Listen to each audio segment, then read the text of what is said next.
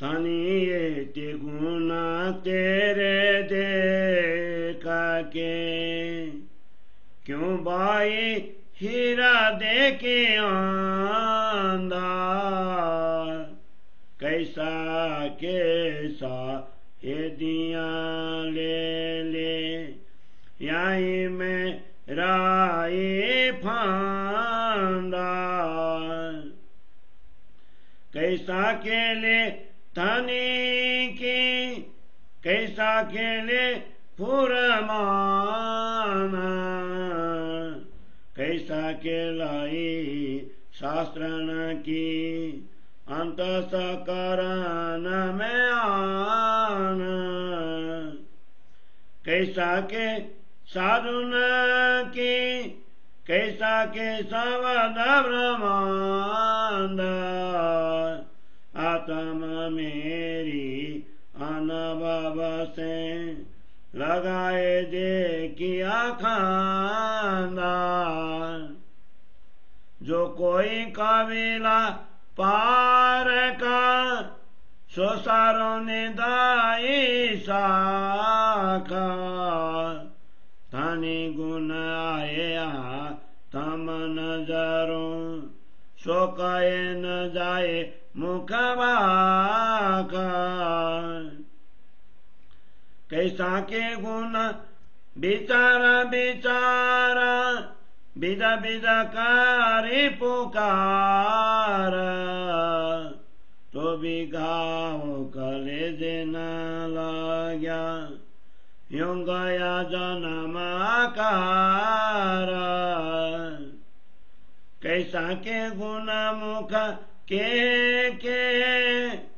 उमर कोई मैं सावा, अजुआ तम खड़ी ना हुई, क्यों पुकारो मैं आवा, आवादी न बाकी कछु न रहे, सो भी दिखाए दाई तुम सराता, क्यों मुखा उठाऊं आगू तुम, चरण लागू जिन बखाता,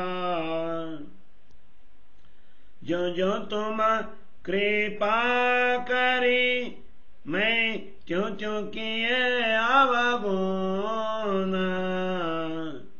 तिन पर फेरा तुम गुण किए, मैं फेरा फेरा किए बिगाना,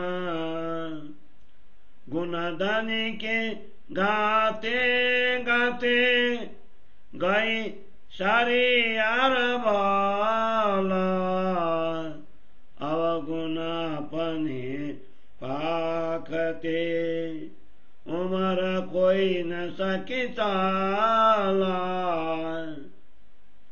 अब हुक्म होए धनी सो करो, मेरा बल न चले कछुईता, सुर करूं तुम करोगे, पुकार कहे माता, पुकार कहे माता, अब हुक्म होए धनी सो करूं, मेरा बल न चले कछुईता, सुर करूं तुम करोगे, पुकार कहे माता, पुकार कहे माता, पुकार कहे श्री माता।